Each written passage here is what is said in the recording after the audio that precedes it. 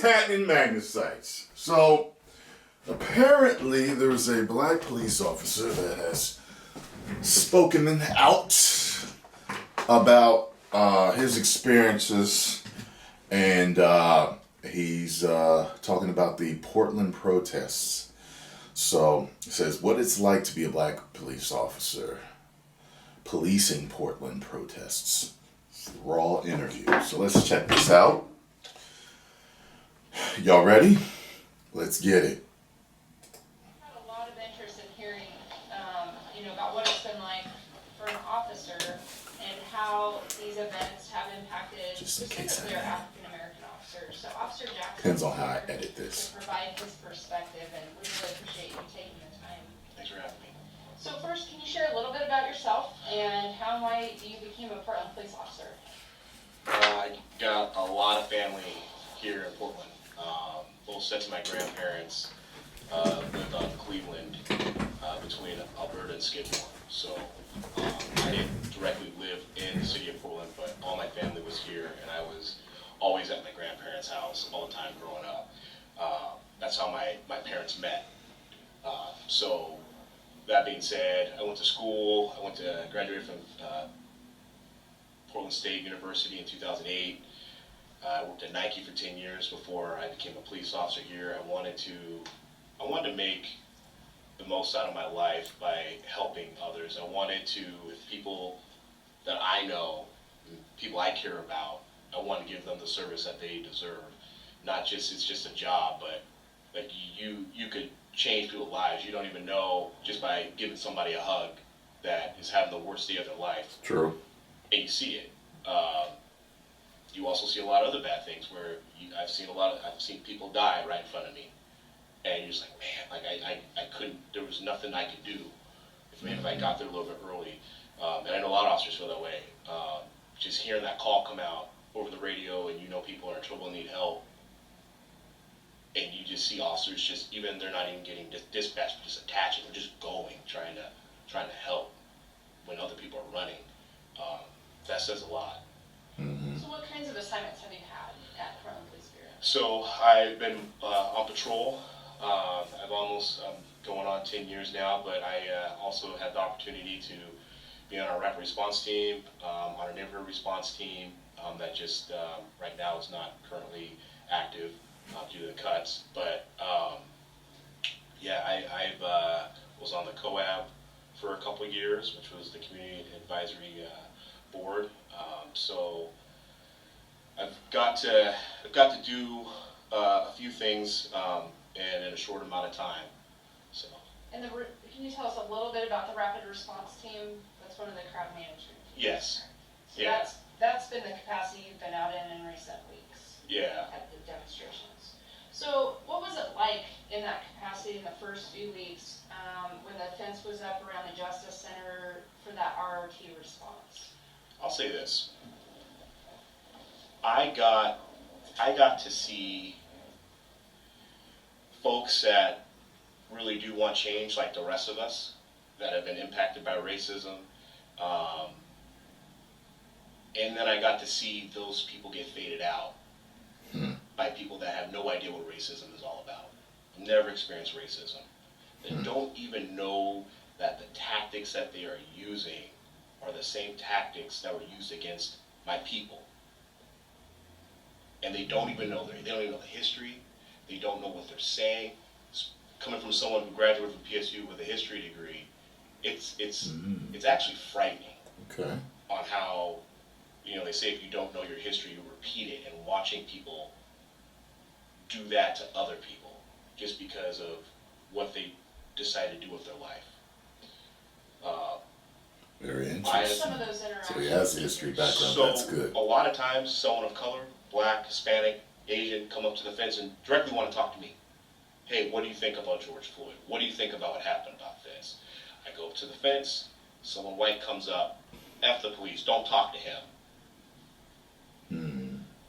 That was the most bizarre thing because I could see it coming. I even had a young African American girl tell me, why is it you guys aren't talking to us? I said, honestly, this is now the 23rd day of doing it, every time I try to have a conversation with someone that looks like me, someone white comes up and blocks them and tells them not to talk. And right when I said that, this white girl popped right in front of her. She said, "He just said that was going to happen." I said, "Told you? I told you." She looked at the girl and said, "Why'd you do that?" Wow. And I straight up, I said, I've been called the N-word. She's been called the N-word. Why are you talking to me this way? Why do you feel that she can't speak for herself to me? Why is it that you feel you need to speak for her when we're having a conversation? Mm-hmm. She couldn't answer my question.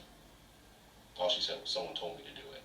So that has been a very strange thing to watch. I'm cool with, people feeling like they want to help a movement, but then when you go to a gentrified community, and one of the first pictures I saw, that one of the business that was looted was a black-owned business. I'm like, they're not even from here. That reminds me of some of the rumors that I've heard about certain people being planted to help get shit started. So that's very, very interesting. Let's continue. They don't even know what they're even doing. So that to me was very angering, watching, a business that was looted, and that business is across the street from a Safeway where, before my father became a police officer here in Portland, he worked security at that Safeway. Talk about history and roots. And these folks don't even know what they're even doing. And so it's divisive, it's hurting the community. And I mean, I saw that press conference. Clearly the community was not happy with that. And they even asked for the violence to stop. And they still are coming out and having these violent interactions with other citizens, the police. And at some point you just go, what is the end goal? Bloody Sunday, Selma. Those folks marched because they wanted the right to vote. And they legitimately were beaten in the street for civil rights. To have rights that they were told they couldn't have because they were not even human. And then having folks scream and yell that they're being peaceful protests, but you're not peaceful because it is violent. And I actually had a cousin who went to one of the marches and he left. And he said, "This has turned into something else. This is weird." So having an African American male marching and then leaving, like I said, it's been very eye-opening.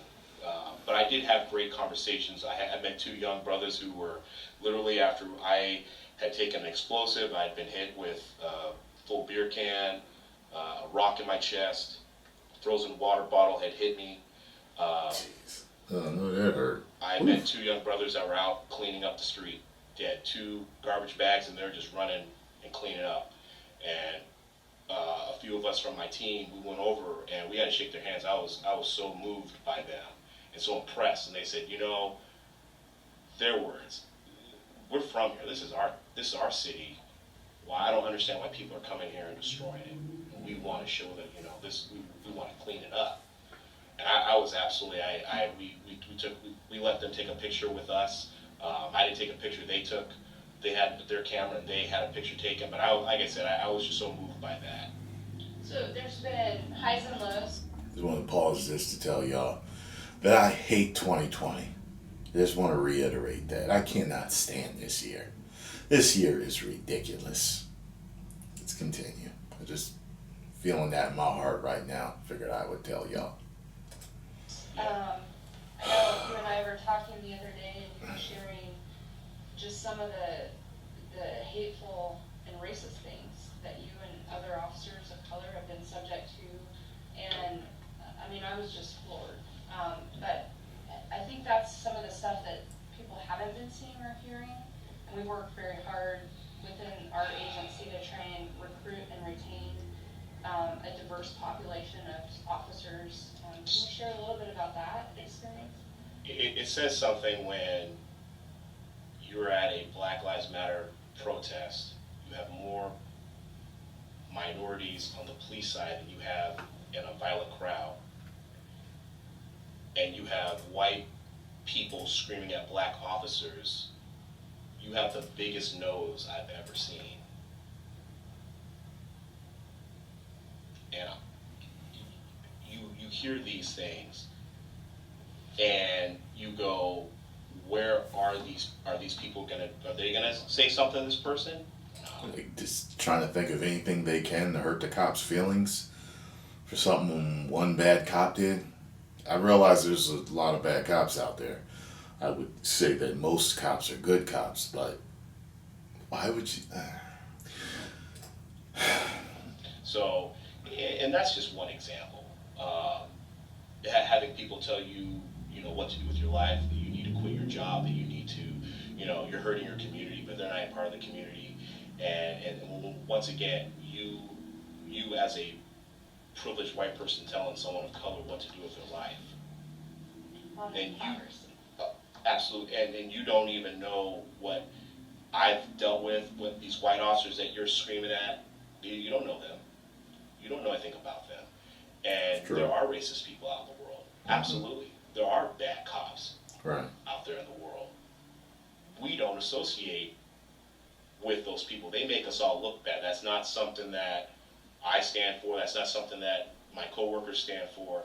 And I've been called on calls the N-word. I don't know. I can't even count in the time that I have been a police officer. And having white officers jump in and defend me, and me telling me, just ignore it. Wow. And them being absolutely shocked. And because they don't know how you really get and they get to see it, and so they don't know how brazen people can be with police officers, I guess, of a different color. So, wow. Now, I gotta say, I didn't know that. I did not know that. I do know a police officer. I believe he told me a story where, and he's black, where he had went into a woman's house.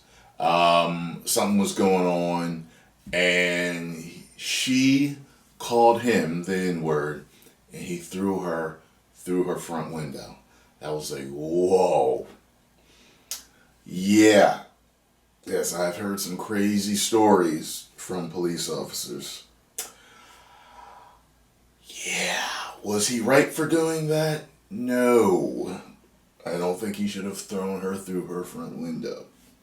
I believe that was the reason he threw her through. Do not quote me on that. Do not quote me on that. But I believe that is the reason that... so it does happen. It does happen. And I think that is quite wild. Two wrongs don't make a right. I wouldn't have thrown someone through her front window because of that. The police officer, though, that I know, he's deceased at this point. So, but he was. I won't tell that story, but let's continue. So, like I said, when you're standing on the line and they're getting called those names and they're being accused of being racist, when you've seen those officers helping people of color, getting blood on them, trying to save someone's life that's been shot, gang violence, domestic violence, and you see them and they're truly trying to help save someone's life, and then they turn around and are called a racist by people that have never seen anything like that have never had to put themselves out there. It's disgusting. So one of the images that stands out for me was an image that Dave Killen from the Oregonian, a photographer from the Oregonian took, and I believe it was published June 3rd, so it was, about the fourth day into this. And I saw this image of, I think it's 4 officers with this huge explosive firework, like one of the big ones, exploding in the midst of our officers. And when I first saw it, I cried because I thought, thank God nobody died. And then I found out who some of the officers were, and one was you, and one was one of our sergeants, who is also African American. And to me, that image stood out because the demonstrations are for Black Lives Matter, and 2 of my colleagues who are African Americans are standing there and nearly died. you share a little bit about that incident and what happened, and kind of what your thoughts were? I'll say this. There's a saying where if you're a black cop, you're not black. I take this uniform off. Before he explains himself, I gotta say, I don't believe that that's true. I believe that there's good black men out there trying to help clean up communities, help keep communities and cities safe. And I gotta say, all officers put their lives on the line. I gotta tell you, that's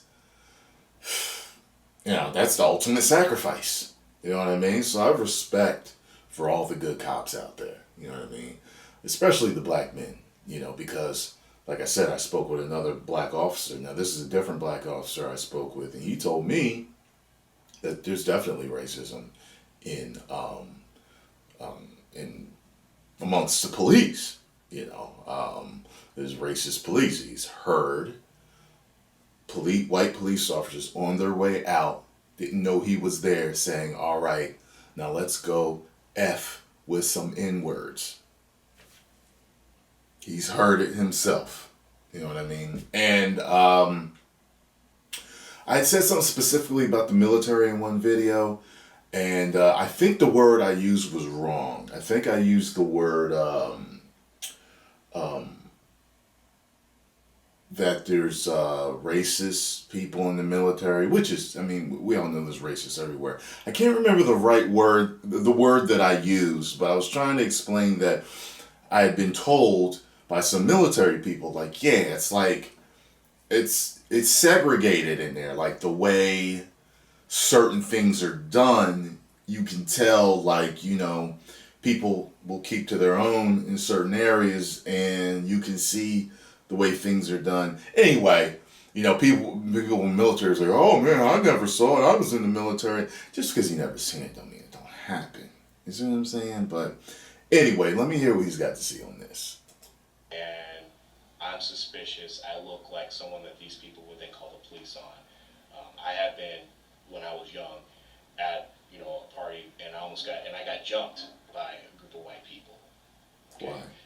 Me putting this uniform on does not erase that history that I've had. So, True. When I had that explosive thrown at me, I saw it. I thought it was maybe just like a little firework or something like that. And I realized something was wrong, and I didn't. You see a flash? I didn't even see a flash. I just felt it, and it was hot, and I felt tingling in my fingertips. I haven't seen that video. It was a very powerful blast. And to think that someone has that much anger and hatred, they don't even know someone, to Right. throw something like that and just, not care. Right. Because not all cops are bad. It's sad. It really is. But yeah, it went off, and all I remember was feeling it, and then I felt a fire medic. Their jobs are, if we catch on fire, they grab us by our shoulders and pull us back, and they'll put us out. Another thing I was going to say, I meant to say with black men joining the police force, I think some black men actually join the police force to police the police. You know what I mean? If you got partners and all that other stuff, you show up to a particular event, you want to make sure that certain police officers are not, being brutal, they're not being racist or whatever it is. I think just some that join to do that. And I think there's all colors that actually join to do that. But I'm specifically speaking about black men that join the police force. And all we're supposed to just cover our face, keep our airway open in case we do catch on fire. And I felt that blast. I had And women, gas I mask guess. on, I've so I never couldn't seen a see black that well. female police officer before. Just felt these hands grab my shoulder, and I've seen Latino, I've seen white. I haven't seen a black one yet. I know they exist. I just haven't seen them in person. What just happened? I must be messed up. and they said that they were 10 feet behind me and felt the blast, and they knew, they just didn't know what had happened to me. There's I some of feel y'all like, lucky you never that seen a I black didn't get member seriously injured. But I was told on that TV, like in movies. taping marbles, rocks, Hey, it's just where I'm at. explosives, and so you just don't know what it is that you're going into when these things are flying at you in the air. It's some nights where it's dark, you can't see what's coming at you. Or maybe I don't What remember. it is, a rock is an explosive. How long did the person hold it that it was lit, where it can just go off at any minute while you're just standing there. And I remember a night where I was holding my, I had my stick in my hand, and I was looking at one of the forensic folks mess with their camera, and this rock, big rock just came and just hit my stick from the dark, right between us, and I'm grabbing her, pulling her back behind a car. She didn't even see it. I mean, if that had hit her in the head, that killed her. And like I said, the rocks were dark. It was dark out, and so it was truly a terrifying experience. Just like I said, just not knowing what could happen to the person next to you. So I want to shift gears a little bit. This is, all this stuff is very intense, but there's been so much intensity out there night after night, for weeks and weeks on end. And it's hard, I think, to capture in words some of the emotion and some of the experience. So we have some exciting news because you were one of the officers who was selected to be one of the new community engagement officers. And I want to just get your thoughts on that and what you hope for in this new and exciting assignment.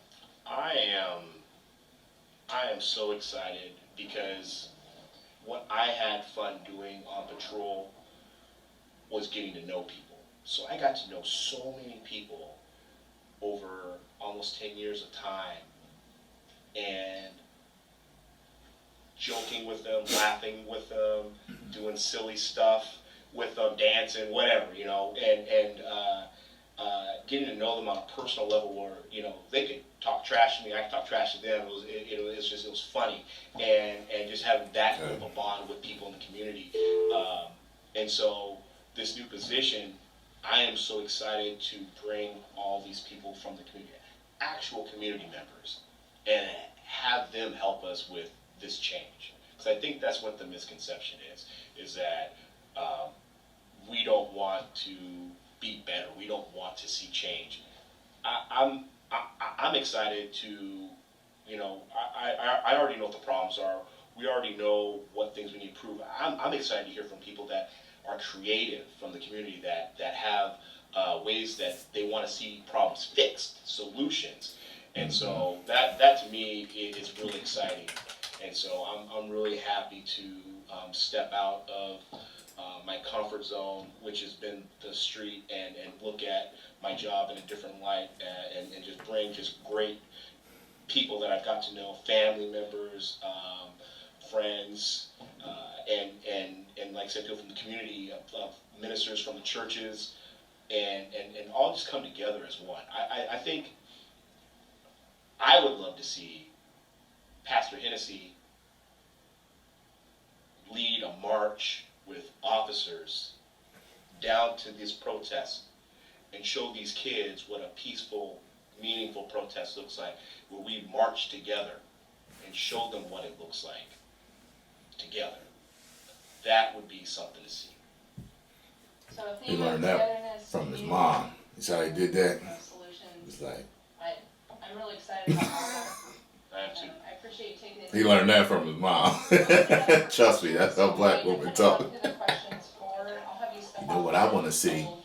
He learned that one from his mom. So I'm going to go ahead and take it off mute. I'm going to go through the list of media, and then if we can stick to one question, and then if we have time here at the end, we might open it up. But if we can start, is there a question from K2 today?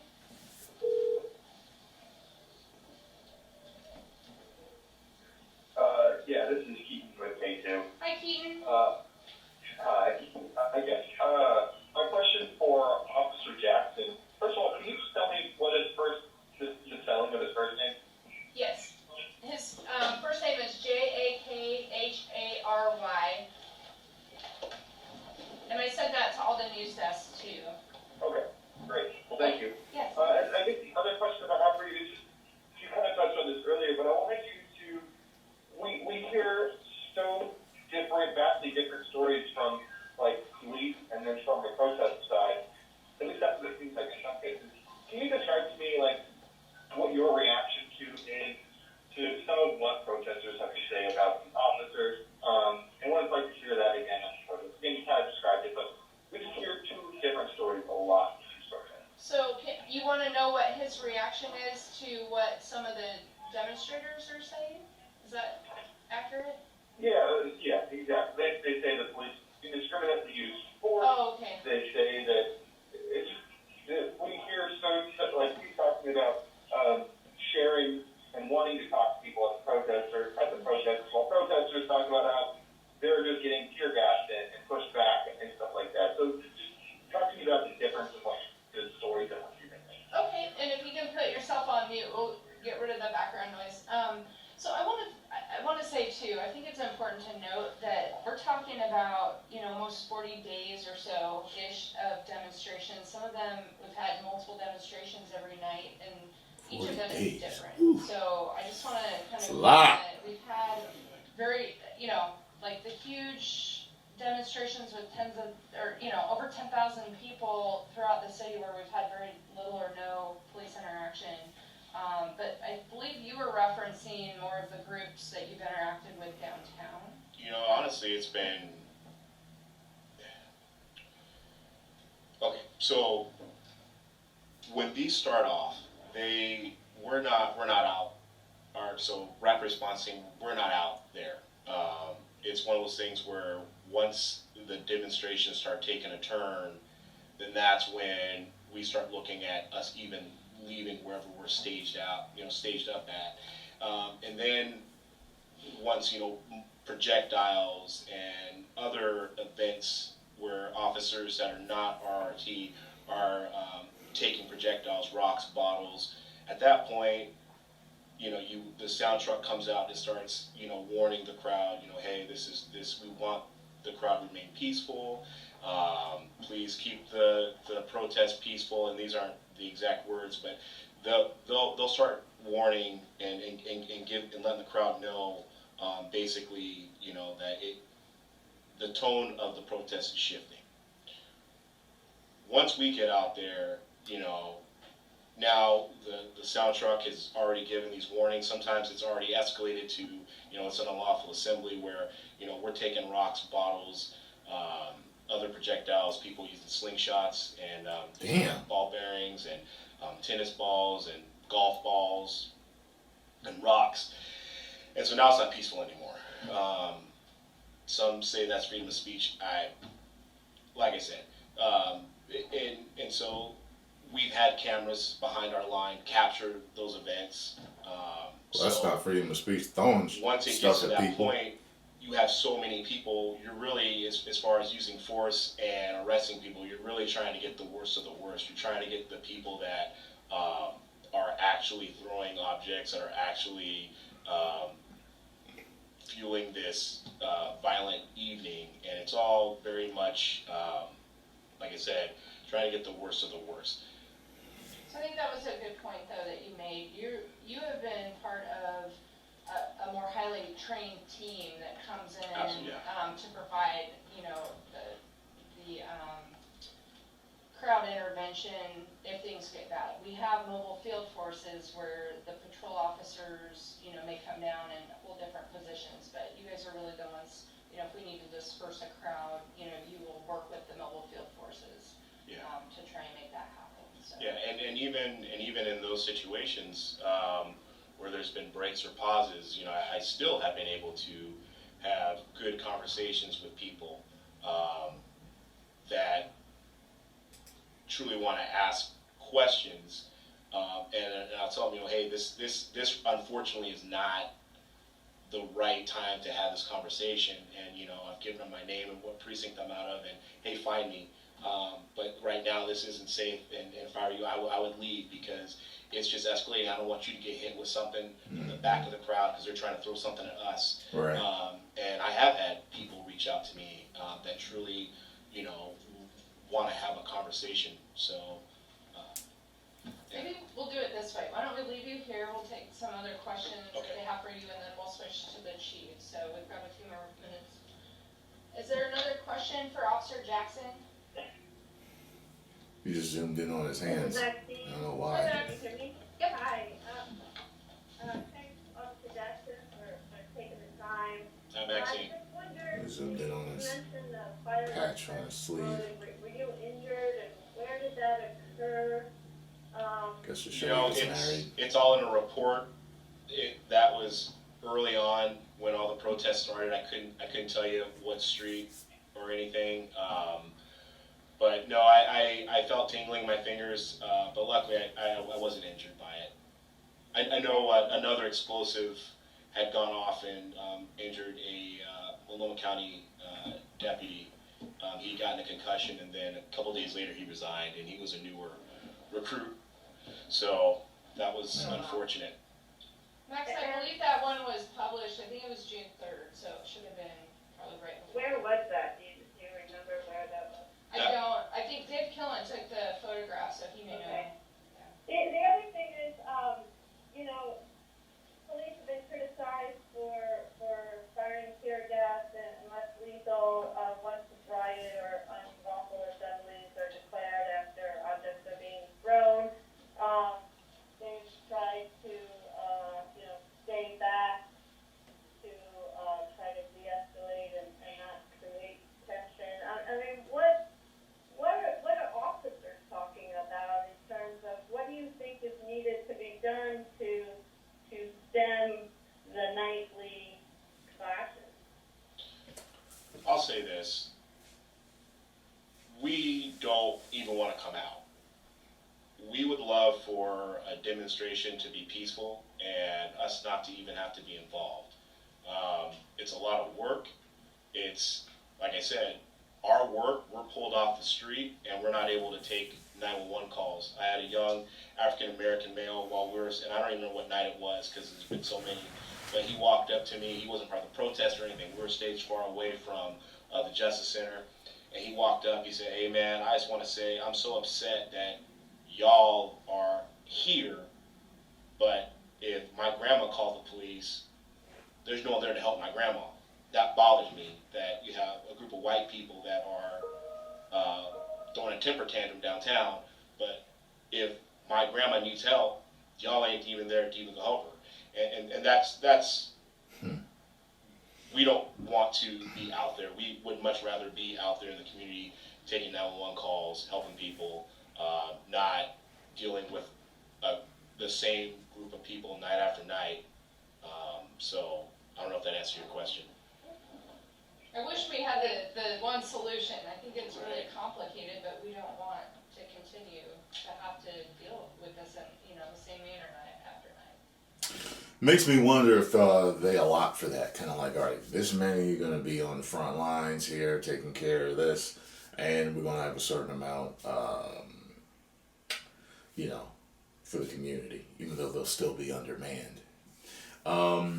It was very interesting hearing his side to this. So this is for the people that are going to the protests and getting violent. Why are you trying to hurt people that are possibly good people? The majority of officers are good people. So you don't know this person that you're trying to hurt. It's like, I get that you're angry, but you're going to go and possibly hurt a good person because you're mad about something? I mean, this it's absolutely ridiculous. It doesn't make any sense at all. You know what I mean? Like, the few bad ones are somehow, I guess, making people think that they're all bad. So they need to be attacked, they need to be hurt, they need to be killed. That's wrong. What's wrong? What the hell's wrong with that logic? I mean, go and put that on anybody. I guess all lawyers are bad. Okay? All doctors are bad. Okay? All politicians are bad. No one's trying to really help any community. It's all about money. You know what I mean? No doctor really wants to help anybody. It's all about the money and prescriptions, the money behind the prescriptions. You know what I mean? Like, you could go and put that on anybody, all right? There's tons of professions that have killed or hurt people. You know, and you don't go around trying to hurt them, right? All right then. It doesn't make any sense.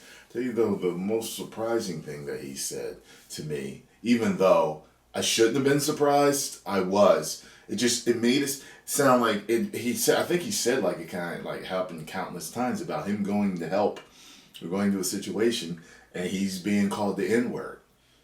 You know, I'm just like, wow, you help a situation and they're cussing you out like that. Very, very interesting. It's a shame that he has to deal with that. And,